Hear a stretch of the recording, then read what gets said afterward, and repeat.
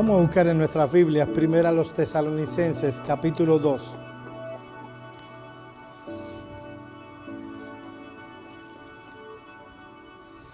Y vamos a leer los versículos 11 al 13.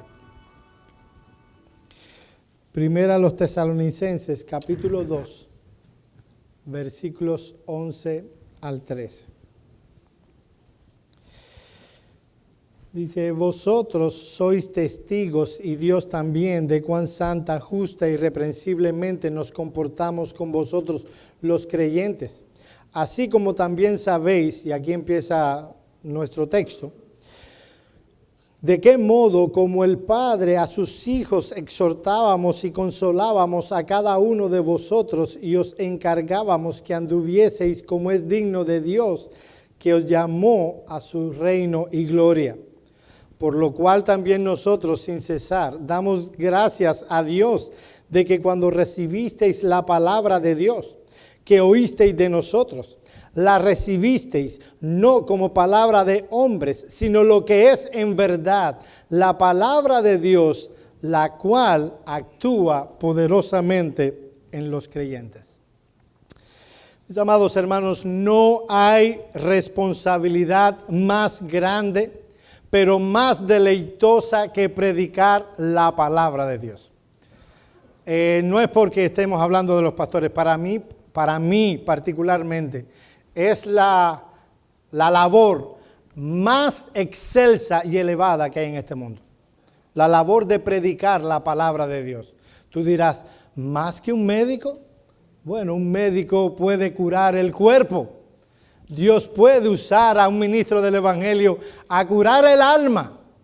¿Qué es más importante? ¿A curar una enfermedad que en algún momento moriremos?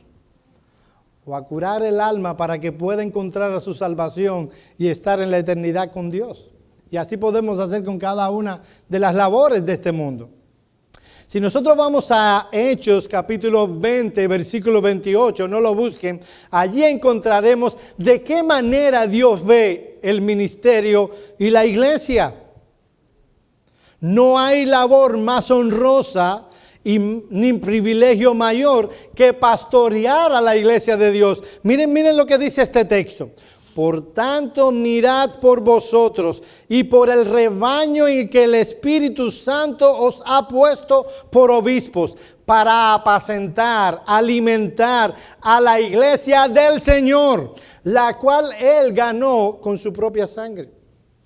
La iglesia es una institución de origen divino. Por eso Pablo dice que la iglesia no era la iglesia de Pablo. No existe en este mundo la iglesia de Sujel Michelén, ni la iglesia de Miguel Núñez, ni la iglesia de Joel Puentes. Si es una iglesia, es del Señor, no es nuestra. ¿Y por qué es del Señor? Dice el apóstol Pablo, porque Él la ganó con su propia sangre. De ahí, mi amado hermano, que el ministerio pastoral sea una labor tan privilegiada. Pastorear la iglesia del Señor, la cual es fruto del sacrificio de Cristo en la cruz del Calvario. Ahora, yo decía dos cosas, que es un privilegio, pero que es una gran responsabilidad. Debido a que la iglesia es del Señor y no nuestra, eso es una tremenda responsabilidad. Trabajar en el ministerio cristiano es una gran responsabilidad. Hablamos a los hombres la palabra de Dios en nombre de Dios y delante de Dios. Y querámoslo o no, el ministerio pastoral juega un papel preponderante en la vida de una iglesia para su bendición o su ruina. Y eso lo hace una seria responsabilidad, un serio compromiso. Mis amados hermanos, está la responsabilidad de pararnos a enseñar la palabra de Dios, que Santiago dice en su epístola en el capítulo 3, versículo 1, que es mejor no buscar este lugar. Él dice, hermanos míos, no os hagáis maestros muchos de vosotros, sabiendo que recibiréis mayor condenación. Ahora bien, el pasaje no está enseñando que en una iglesia deben haber pocos maestros.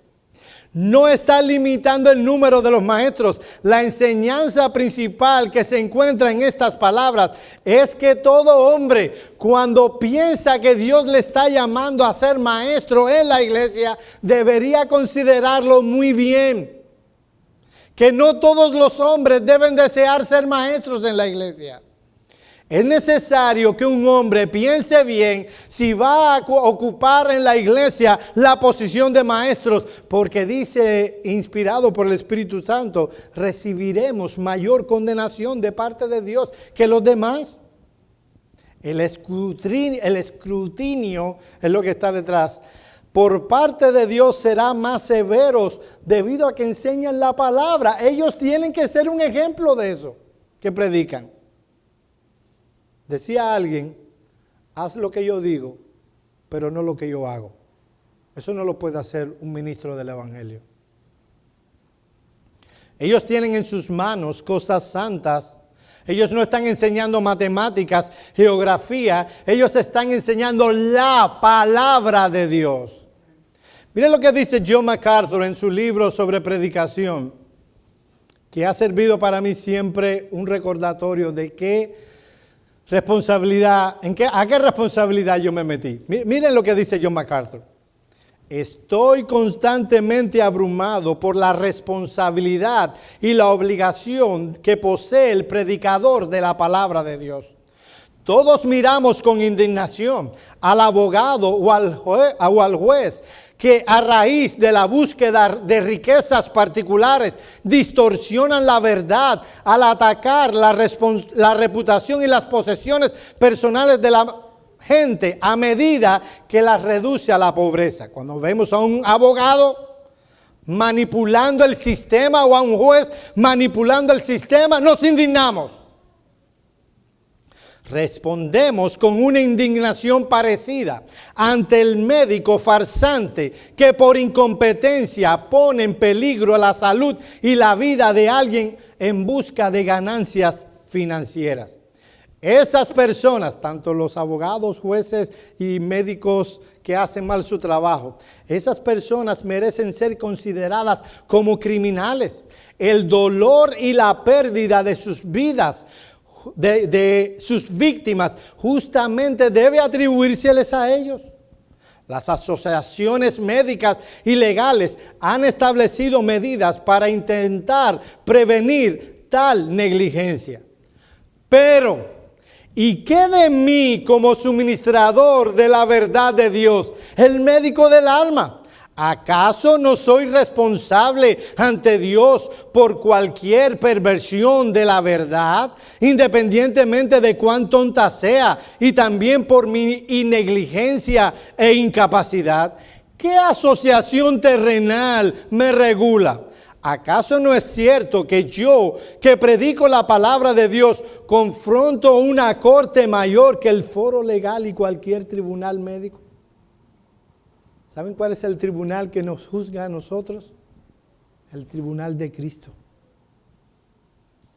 Ahora bien, está la importancia y la responsabilidad del ministerio pastoral, que Pablo entiende que si una iglesia quiere mantenerse fiel con el paso de los años hasta la venida del Señor, no solo debe procurar una membresía regenerada, no solo debe procurar que los miembros de la iglesia sean verdaderos creyentes, sino que debe procurar esa iglesia que su ministerio sea aprobado y cualificado por Dios.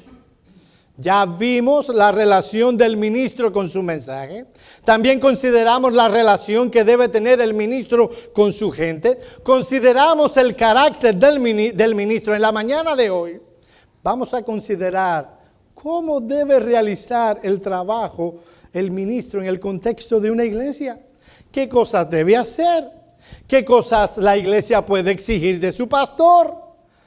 Y esto es importante, mis amados hermanos.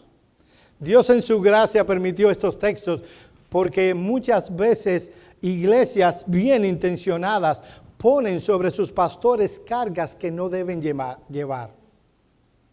Él no estuvo en la reunión de las mujeres del club de limonada verde.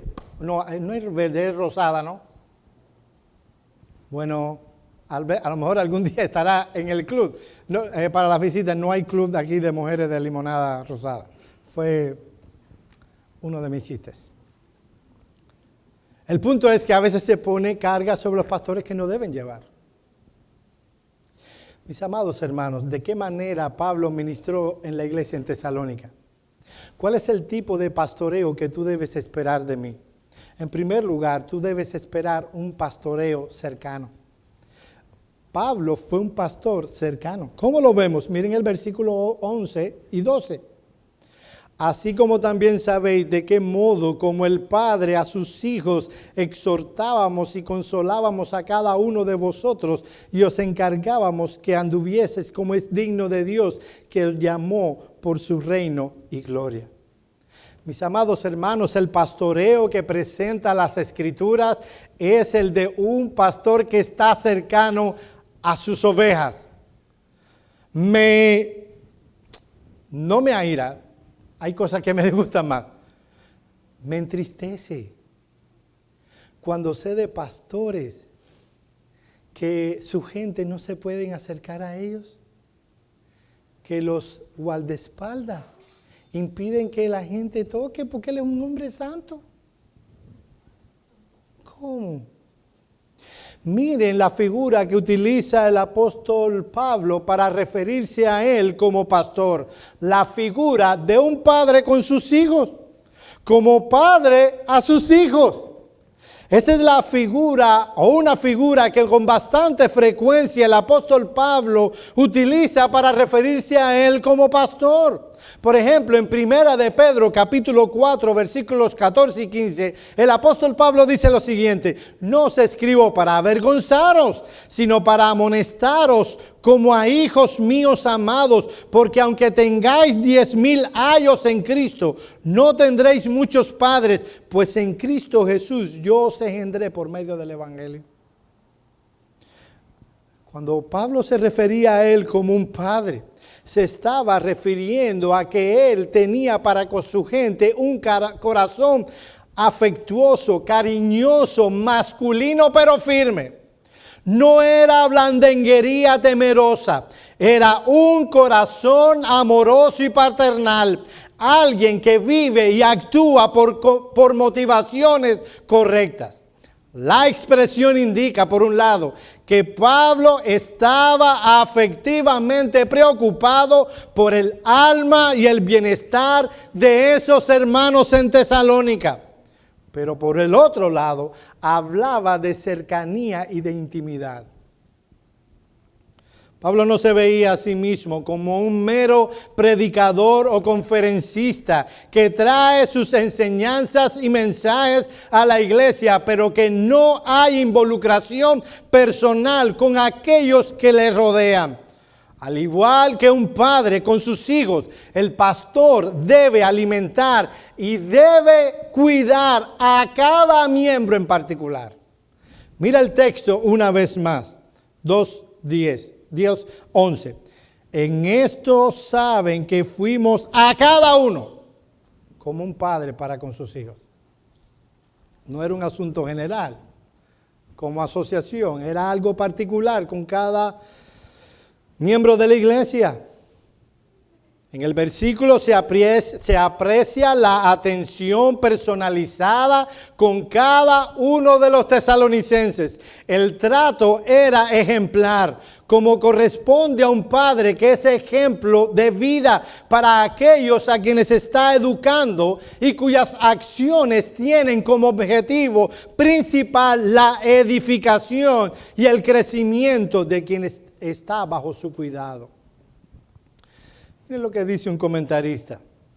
La ilustración pone énfasis en el ministerio pastoral. Es de lo que está hablando el texto. La tarea no era con toda la iglesia en conjunto, predicando y enseñando, sino individualmente con cada creyente. Ningún creyente quedaba sin la correspondiente actuación pastoral. El trabajo tenía que ser agotador. Durante el día trabajaban en tareas seculares para conseguir lo necesario para cada día. Luego predicaban el evangelio y enseñaban. Además, pastoreaba uno por uno a los creyentes conforme a la para que se conformen a la vida cristiana. Mis amados hermanos, a lo mejor ustedes no están al tanto qué está pasando en el movimiento bautista reformado. Pero este es uno de los temas que ha dividido el movimiento. Hay pastores con muy buena intención, no los estoy juzgando, aunque no estoy de acuerdo, que entienden que todo lo que debe hacer un pastor como pastor es predicarle el evangelio y predicarle la palabra a la persona. Y si tienes alguna necesidad, si tienes algún problema, puedes pedir una cita y te daremos un tiempo de consejería. Que si nosotros nos dedicamos a ser obispos, o sea, a ser sobrevedores, supervisores, si nosotros nos dedicamos a hacer supervisiones, estamos mal acostumbrando a las ovejas al punto que no dependerán en lo absoluto del Espíritu Santo. Eso es lo que dicen ellos. Cuando yo veo las Escrituras y cuando yo veo el pastoreo de hombres como el apóstol Pablo, vemos que se distinguían por ser un pastoreo cercano. Pablo le dice a los pastores de Éfeso en Mileto, sean obispos, sobrevedores, supervisores. Por otro lado, ¿cómo pastorearemos individualmente cada día a cada oveja si no hacemos supervisión pastoral? Será difícil. ¿Cómo haremos? ¿Cómo podemos hacer sin un marco controlado? Podemos sentarnos con la oveja, no para hablar de política y de lo que está pasando en el país, sino de lo que está pasando en su propia alma. De hecho, mis amados hermanos, aprovechen cuando su pastor se sienta con ustedes a hablar de su alma. Yo agradezco a Dios, alabo a Dios, porque muchos de ustedes me han abierto su alma sin temor para que yo vea adentro y para que yo pueda dar instrucción bíblica a sus problemas del alma. Aprovechen esa oportunidad. A veces pensamos que nos bastamos por nosotros. El hecho de que Dios ha puesto en su soberanía hombres pecadores, pero hombres redimidos, hombres que van adelante a velar por tu alma, a enseñarte, se debe a que hay deficiencias en cada uno de nosotros y que debemos y necesitamos de otros. Es así como Pablo veía el ministerio pastoral. ¿Y qué hacía él a cada creyente? Él utiliza al menos dos palabras que son sumamente importantes. Por un lado, él les exhortaba. Miren el texto una vez más. En esto saben que fuimos para cada uno de ustedes como el Padre para sus propios hijos. Y les exhortábamos. Esta palabra viene de parakaleo, que literalmente significa llamar cerca. Está muy relacionado con paracletos, el que está a tu lado, título que se le da, ¿a quién? Al Espíritu Santo. Esta palabra tiene una muy cercana, paracleais, que significa súplica, lo cual indica el tono en el que esta exhortación se realiza. Aunque lo que el pastor enseña cuando está en privado con la oveja tiene muchas veces repercusiones eternas, el pastor lo hará en forma de ruego. Muchas veces los consejos que damos tienen repercusiones eternas. Y a veces no se dan cuenta la persona. Está tomando una decisión y eso va a impactar de manera directa su vida espiritual. Era para decirlo en forma de grito, no haga eso. Gritarlo. Pero Pablo dice, lo hacía en tono de ruego. Este verbo, mis amados hermanos, habla de la cercanía que había entre Pablo y los tesalonicenses. Mis amados hermanos, hay pastores que tienen la triste tendencia del aislamiento. Déjenme decirle que miembros de iglesias también.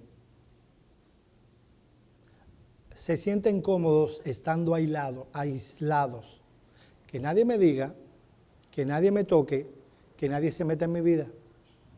Ahora, sí es triste que un miembro de iglesia se mantenga aislado porque no quieren que nadie lo señale. Es peor cuando eso se trata de un pastor. Hay pastores que por aislarse de su gente desconoce el estado real de aquellos a quienes pastorea. Y los que son pastoreados, tristemente también desconocen el estado real espiritual del que los pastorea. Es triste cuando hay pastores que no tienen amigos en la congregación que no son pastores. Muchas veces eso pasa porque hay ministros que temen que la gente los vea realmente como son. Yo no quiero que vean, yo soy pastor, yo no quiero que vean cómo yo llevo mi matrimonio, cómo yo doy 4 gritos en mi casa, o mi mujer es la que los da. ¿Y qué hago? Mantengo a la gente. Soy un profesional. No hay una involucración, no hay cercanía. No permito que la gente vea cómo me manejo en mi casa. Lo peor es que hay pastores que temen involucrarse en la vida de los miembros de la iglesia. Piensan que todo lo que tienen que hacer como pastor es predicar cada domingo ante la congregación. Mis amados hermanos, la Escritura es clara al señalar que el ministro del Evangelio es más que un predicador. Aunque la predicación forma parte central del ministerio, el pastor es más que eso. Es decir, como pastor debe tener conocimiento del estado real de sus ovejas para dar un cuidado necesario oportuno. El pastor no es un hombre que se escuda, oye esto, detrás de un púlpito para decir lo que no se atrevería a decir cara a cara. Tiene que poseer un coraje santo, que está dispuesto a acercarse a la oveja, curar la herida o cortarle la lana, la cual pudiera ser dañina para su salud. Para curar el pastor a su oveja amada, muchas veces tendrá que venir con un bisturí, el bisturí de la palabra, para quitar el tejido necrosado del pecado. O tendrá que abrir la herida para extirpar el pus de un carácter dañado. Muchas veces vendrá el pastor con buena intención, abrirá la herida y tendrá que recibir las cosas violentas de la oveja. Pero aún así, el deleite de este hombre es venir ante esa oveja amada y abrir esa herida, curar esa herida, porque a él no le interesa otra cosa más que esa oveja camine bien delante del Señor. Miren lo que dice un comentarista. No se puede ejercer el ministerio pastoral desde la ignorancia de cómo cada miembro de la congregación está. Nada es más lamentable que un pastor que ignora las características personales de creyentes, y todavía más penoso si desconoce las situaciones individuales. Tal desconocimiento hace imposible la labor pastoral. Ahora bien, mis amados hermanos, esto es una carretera de 2 vías. Yo puedo venir ante ti y yo puedo decirte, y tristemente me ha pasado, yo puedo decirte, mi hermano, dime cómo está tu vida espiritual. Dime cómo está tu seguridad de salvación. Dime cómo están tus devocionales. ¿Estás teniendo un tiempo de comunión rica, fervorosa con tu Señor? ¿Estás permitiendo que tu Dios te hable por medio de su palabra? ¿Estás trayendo tus necesidades delante de Dios en vez de afanarte, traer tus peticiones delante del trono de la gracia? Y tú puedes a todas esas preguntas dar la misma respuesta. Bien, pastor. ¿Cómo está mi vida espiritual? Bien, pastor. ¿Cómo están mis devocionales? Bien, pastor. ¿Cómo está mi comunión con el Señor? Bien, pastor.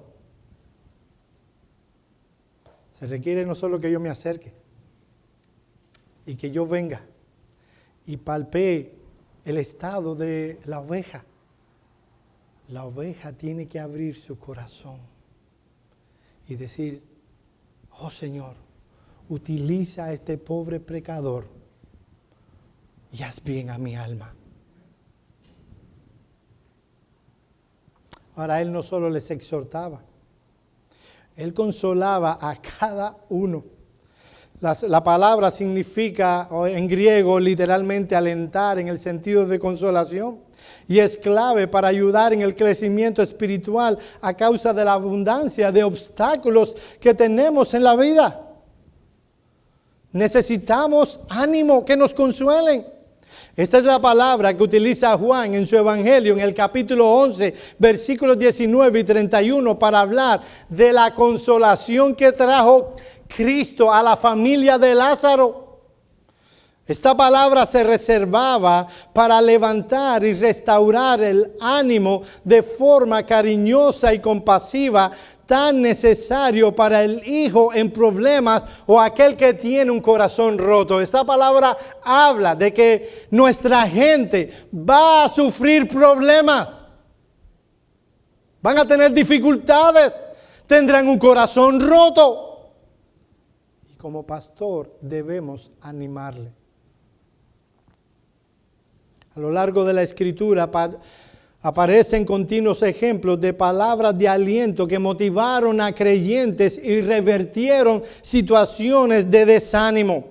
La situación contra los cristianos en ese tiempo era compleja y dificultosa.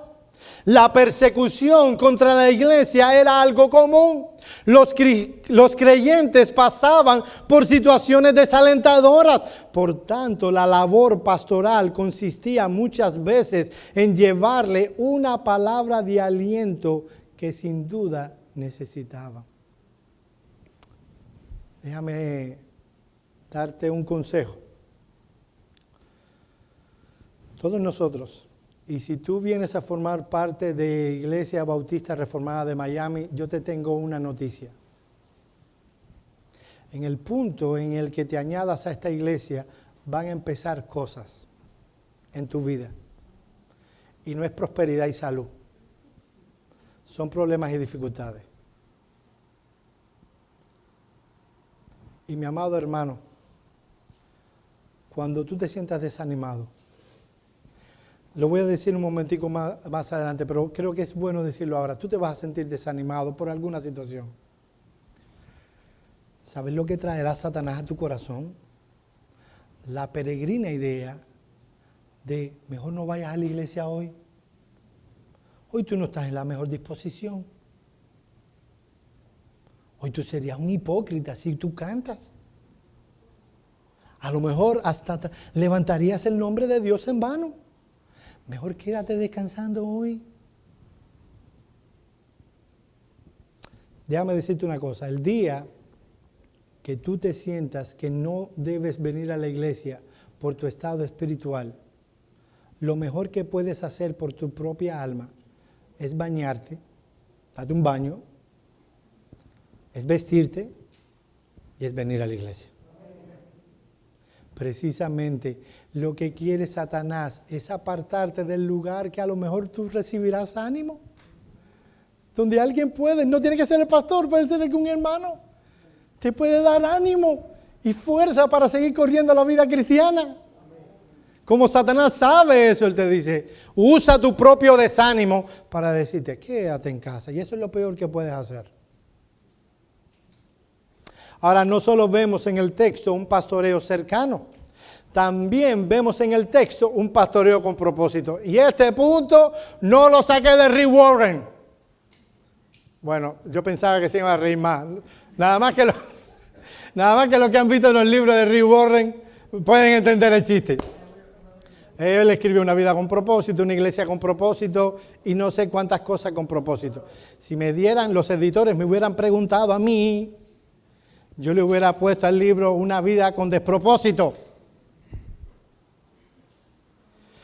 No lo saqué de ahí. Miren el versículo 12. Y os encargábamos que anduvieseis como es digno del Señor que os llamó a su reino y gloria. Miren lo que hacía Pablo.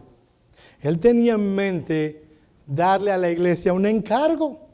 Esa palabra griega que utilizó Pablo, que se traduce en nuestras versiones encargo, es la palabra griega martureo, significa dar testimonio. Está muy relacionada, ya la hablamos creo que el domingo pasado, con la palabra mártir, porque muchos testigos fieles murieron a causa de la audacia de predicar el evangelio.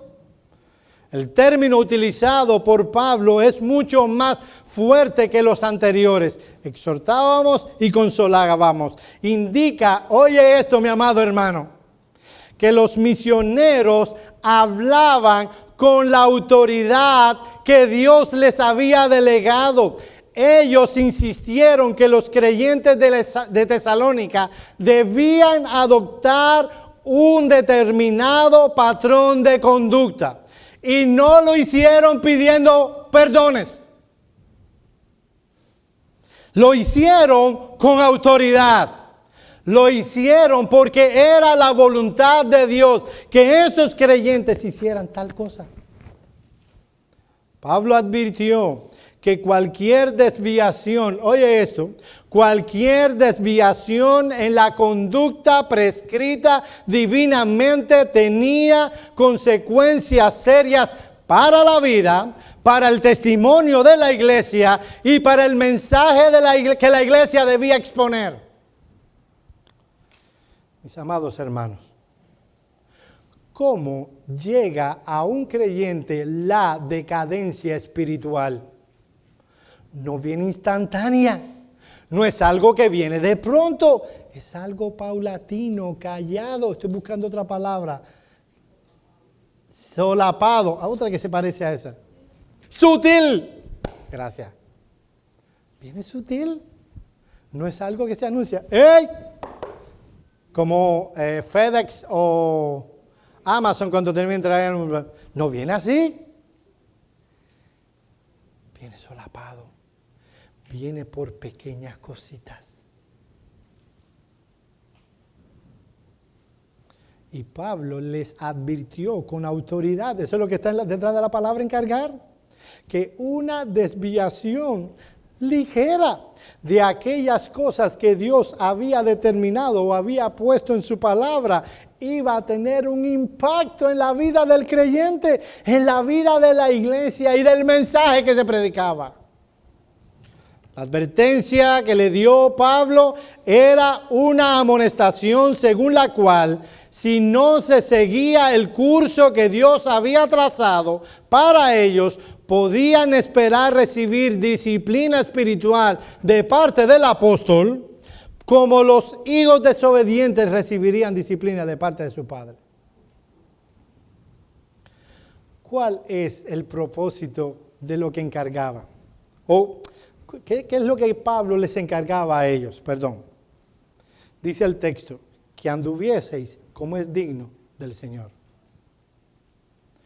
Pablo con autoridad les mandaba a la gente, ustedes deben andar de tal manera que su conducta sea digna de Dios. Mis amados hermanos, ahora vemos personas, predicadores, que dicen ser reformados y que dicen que un predicador no debería nunca hablar de deberes. Que cuando un pastor habla de deberes, de los deberes que los creyentes tienen como creyentes, entonces entraron en el terreno del legalismo. Que todo lo que tenemos que hacer es predicar el evangelio, porque nos los olvidamos muy pronto. Yo no estoy de acuerdo con eso. Yo creo que un verdadero creyente nunca jamás olvidará el evangelio. Eso ha transformado su corazón de tal manera que jamás podrá olvidarlo. ¿Sabe quién lo puede olvidar? El impío. El impío. Él puede olvidarlo. Pero hay predicadores que dicen, no hables de preceptos, no hables de deberes. Ahora, el apóstol Pablo estaría en desacuerdo con esas personas, porque él le encargaba con autoridad que los de Tesalónica debían andar de una manera digna de Dios. Este era el deseo del pastoreo de Pablo en Tesalónica, que los creyentes vivan como es digno de Dios. El término andar que vemos aquí es muy utilizado por Pablo para indicar, oye esto, para indicar el estilo de vida que debe distinguir a alguien que ha sido salvado. Esta palabra habla, oye, de los anhelos, hábitos, planes y desviaciones que se toman en el diario de vivir. Se refiere a la parte más práctica de la vida de los creyentes. En ese sentido, lo más práctico de tu vida, o sea, tus anhelos, tus hábitos, tus deseos, tus planes, deben ser vividos como es digno de Dios. Mis amados hermanos, es aquí, en la manera en que vivimos, en la manera en que andamos, que mostramos, oye esto, nuestra verdadera doctrina. Podemos repetir mentalmente un dogma. Podemos declarar al mundo entero con nuestra alma lo que entendemos en nuestra cabeza acerca de las doctrinas centrales de las Escrituras. Pero nuestra verdadera doctrina, lo que en verdad tú y yo creemos, lo declaramos con nuestra vida, con nuestro estilo de vida, con cómo andamos. Podemos decir con nuestros labios que Jesús es nuestro Señor. Pero si vivimos vidas afanadas por hacer dinero, si no puedes vivir una vida de autosacrificio por el reino, porque estás muy ocupado con tus asuntos y tus negocios, lo que en verdad tú crees es que tú eres tu propio Dios. Tú puedes decir, Cristo es mi Señor. Que si tú vives, tú eres el centro de tu vida, Cristo no es tu Señor. Tú eres tu Dios. Puedes debatir con arminianos acerca de la soberanía de Dios y declarar que Él gobierna sobre toda la creación por su providencia. Que si cuando viene una aflicción a tu vida, tú andas dando gritos desenfrenados e histéricos, tú no crees que Dios es soberano. Tú puedes decirle a los arminianos y debatir con ellos que Dios nos salvó por su soberanía. Pero si en tu vida andas sin tener en cuenta lo que Dios mandó en su palabra, tu fe no es mejor que la de los deístas. Hay que ponerlo en contexto. En el siglo XVII y XVIII fue muy popular el deísmo en Europa. Los deístas creían que Dios creó al mundo. Y luego lo dejó a su libre albedrío. Ellos ponían el ejemplo de un reloj. Como que un relojero hace un reloj y luego lo deja que ruede solo. O sea, que este mundo anda suelto. Si tú no tienes en cuenta lo que Dios ha dicho en su palabra para tú vivirla, tu fe no es mejor. Y perdonen que lo diga, mis amados hermanos. Tu fe no es mejor que la de los deístas. Aunque tú creas en la predestinación. La pregunta es, ¿cómo debemos andar? ¿De qué manera debemos manifestar nuestra vida cristiana? Como es digno del Señor, vivir dignamente es vivir del modo que corresponda a nuestra posición. Decimos que Cristo es nuestro Señor. Entonces, en cada área de mi vida, mi interés no es lo que a mí me satisfaga. Mi interés es lo que satisfaga al Señor, que es mi Señor. Le pregunto al Señor por medio de su palabra, dime qué debo hacer, cómo debo vivir, cómo debo tratar a mi esposa. Entonces viene Cristo y me dice, debes andar con tu esposa sabiamente, honrándola como vaso más frágil. Debes ser un líder amante, autosacrificial. Debes ser como Cristo amó a la iglesia, que se entregó a sí mismo por ella. ¿Qué significa se entregó? Que fue capaz de ir a una cruz y morir en una cruz romana para salvar a la iglesia. Eso como lo hago en la práctica. Le pregunto a Cristo.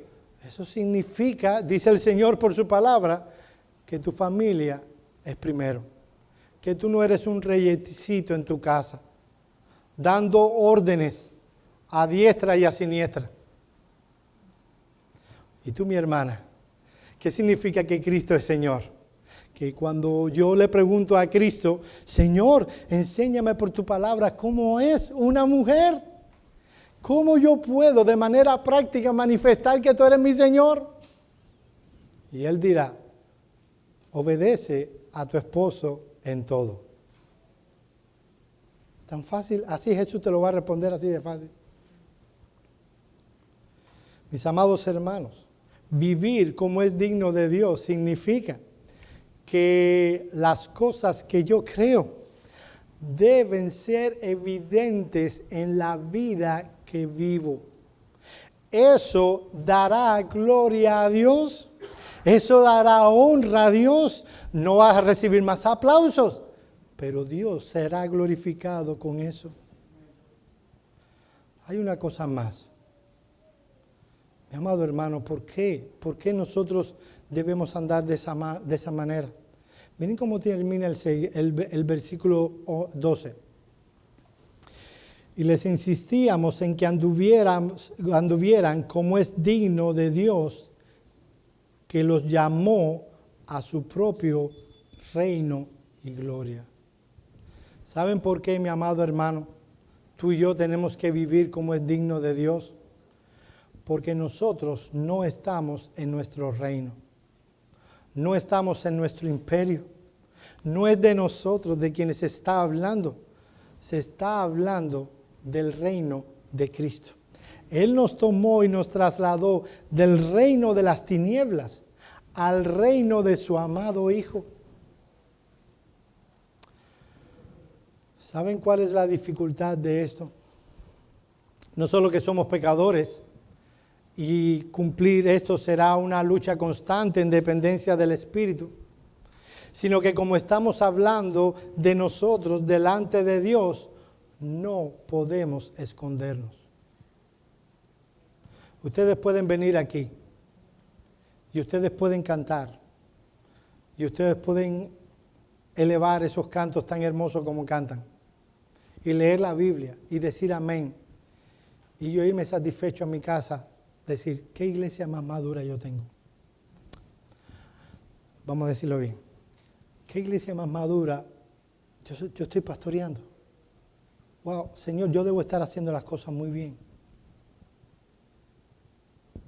Pero lo que pasa allá afuera, lo que tú vives cada día, las 24 horas del día, hacer las cosas que tú anhelas ser, los hábitos que tú tienes, la manera en que tú percibes la vida, cómo respondes, cómo conduces tu vehículo.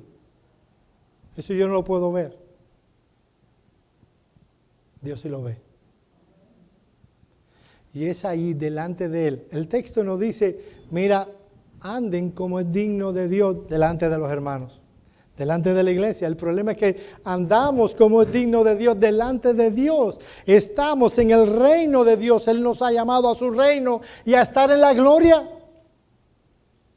La meta final que debe impulsarte a ti, mi amado hermano, a vivir allá afuera cada día, las 24 horas, los 7 días de la semana, de una manera que glorifica a Dios, es que Él te ha llamado a su reino y para que estés en la gloria. ¿Sabes lo que le va a pasar a los demás? Están fuera del reino e irán al infierno. Tú no, Dios tuvo misericordia de ti. Dios tuvo compasión de ti. Dios te ha llamado a su reino y gloria. Mi amado hermano, déjame hacerte una pregunta. Ya estoy terminando. Los noto hoy cansados. Y yo también estoy cansado, pero yo soy que estoy predicando. ¿Cómo tú estás andando delante de allá? ¿Qué es lo que Dios ve en tu corazón en cuanto a tus anhelos, deseos, aspiraciones? ¿Cómo tú vives allá afuera? ¿Podemos decir que tú estás andando como es digno del Señor? Que la gente puede mirarte y decir, definitivamente, fulano es alguien diferente. Cuando alguien dice eso, ¿sabe lo que está haciendo sin quererlo? Está dándole gloria a Dios.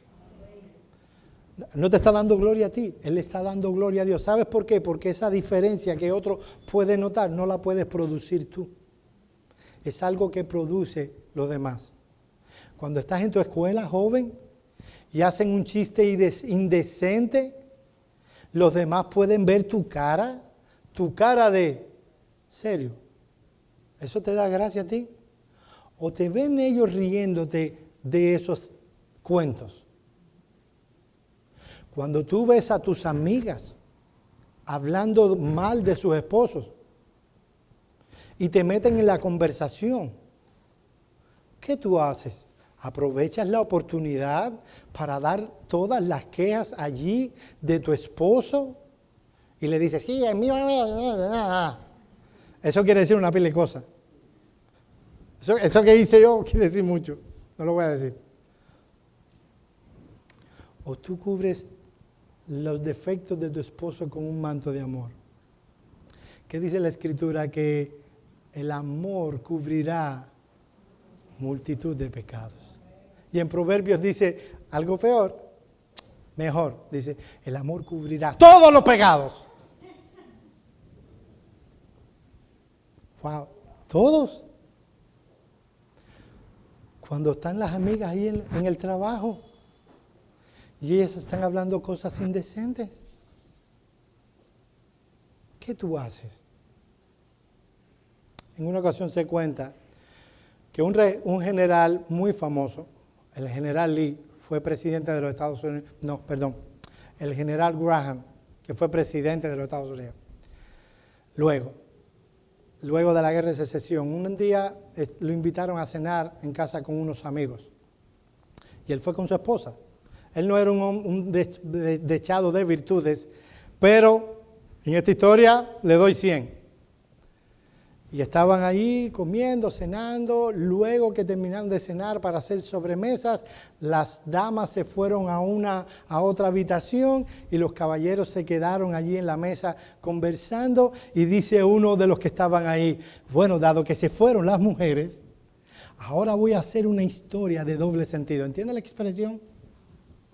Y Graham se levantó y dijo, con permiso, yo sé que todos son hombres, pero aquí hay un caballero, yo me retiro. ¿Cómo tú haces cuando están haciendo cuentos indecentes? Mis amados hermanos, Dios nos llamó a su reino y gloria.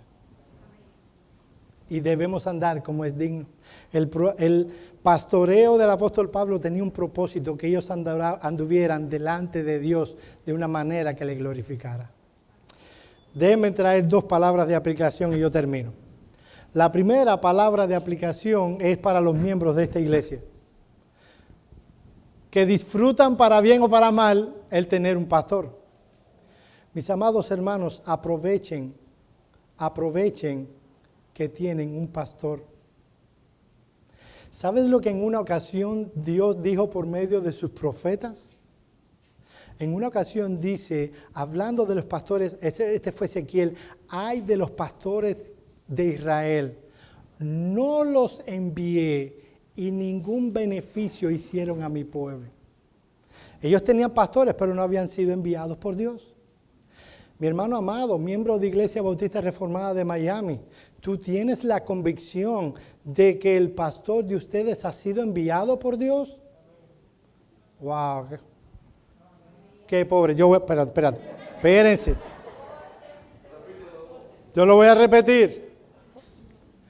Mis amados hermanos, miembros de Iglesia Bautista Reformada de Miami, ¿tienen ustedes la convicción de que su pastor ha sido enviado por Dios? Amén. Bien, aprovéchenlo.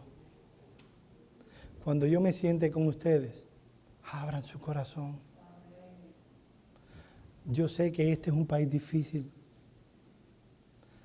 Las luchas que ustedes tienen, yo las tengo. Y yo las hablo con otros. No te creas autosuficiente de pensar que lo puedes hacer solo.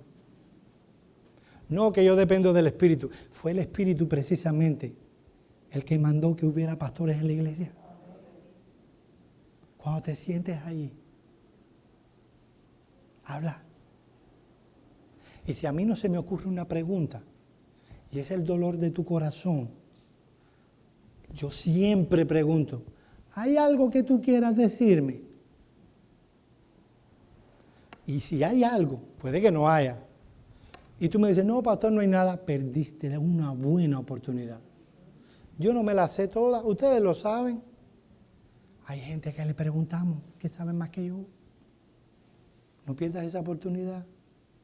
Dios puede hacer bien a tu alma, pero tienes que abrir tu corazón. La segunda aplicación es para aquellos que no son miembros de Iglesia Bautista Reformada de Miami. En una ocasión, el Señor Jesús estuvo parado en un monte y vio a una gran multitud que venía ante Él. Y dice que Él sintió, ¿cuál es la palabra, mis hermanos? Compasión. Porque esa gente andaban desordenadas como ovejas que no tienen pastor. Eran gente que probablemente estaban enfermas.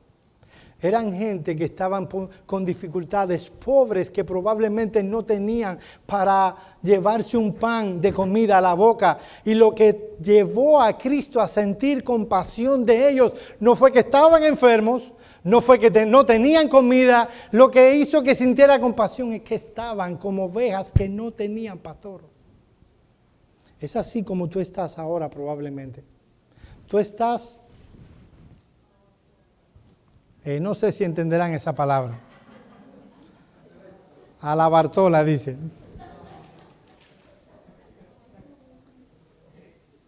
Tú estás siguiendo los propios... No, yo tengo la palabra. La palabra manda que todo verdadero creyente sea miembro de una iglesia local y tenga pastores. Es la palabra. Tú estás guiándote por la palabra. Fine, bien. Excelente. La palabra dice que un verdadero creyente es miembro de una iglesia local, se compromete con ella y tiene pastores. Déjame decirte una cosa, mi hermano. No quiero que te me pongas triste ni bravo. Hay hermanos que llegan y están entusiastas y ven a los demás y vienen y me dicen, pastor, yo me siento miembro de esta iglesia. Qué bueno, me alegra mucho cuando alguien dice eso. Y yo me siento que usted es mi pastor. No te voy a preguntar cómo está tu alma. No te voy a preguntar si estás haciendo el devocional. Esa libertad y ese derecho solo lo tienen los miembros de la iglesia. Me alegra que te sientas así. Pero la realidad es que solo cuando vienes a formar parte de esta iglesia, yo soy tu pastor. Yo no soy pastor de la Iglesia Universal. Yo no soy pastor de las iglesias de Miami. Esos pastores que se ofenden cuando tú no eres miembro de su iglesia y tú lo llamas por su nombre. José, yo no soy José. Eres un falta de respeto. Yo soy pastor. Yo no soy miembro de tu iglesia. ¿Por qué tendría yo por respeto a personas, sobre todo si son de edad, yo le digo pastor, por respeto? Pero es por respeto, no porque yo esté obligado a hacerlo. Aquí ni siquiera me dicen pastor mucho. Y yo no me ofendo. Yo no tengo interés que me llamen pastor, yo tengo interés que hagan lo que dice la palabra. Entonces yo no soy pastor de la Iglesia Universal. Dios me ha llamado, me ha convocado. No, es otra palabra. Esa, me ha comisionado a ser única y exclusivamente pastor de Iglesia Bautista Reformada de Miami. Y no tengo grandes aspiraciones de ser conocido como el conferencista de Miami. Mi interés es que cuando yo dé cuentas delante de Dios por el alma de ustedes, yo esté libre de la sangre de ustedes. Porque les instruí, les enseñé y les pastoreé. Mi amigo, si tú has sido salvado, déjame decirte algo, tú necesitas pastoreo. Y de paso, oren por mí, que se levanten más pastores en esta iglesia, porque yo necesito un pastoreo cercano también. Hay pastores sobre mí, pero ellos están a, ¿cuánto está Dominicana de aquí? A 2 horas en distancia, no saben, lejos. Yo necesito pastores aquí. Así que oren por mí. Mis amados hermanos, el domingo siguiente seguiremos considerando primero a los tesalonicenses. Vamos a orar.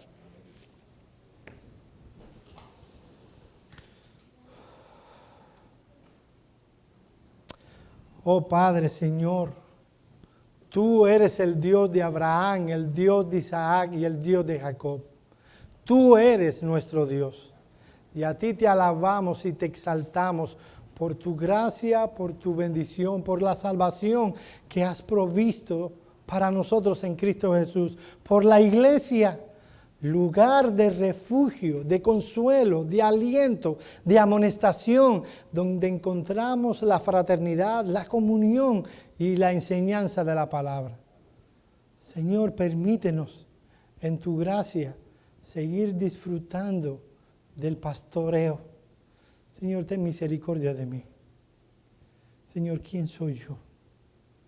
Permíteme el poder alimentar a estas almas que tú salvaste por tu gracia. Permíteme tener sus corazones, su confianza. Yo soy solo un muchacho. Te pedimos por ellos, que tú les hagas crecer, que tú les bendigas, oh Señor, teniendo una comunión cada vez más íntima contigo. Mira, oh Señor, que nos hemos de reunir como asamblea. Danos sabiduría, danos entendimiento y un buen tiempo. En el nombre de Cristo oramos. Amén.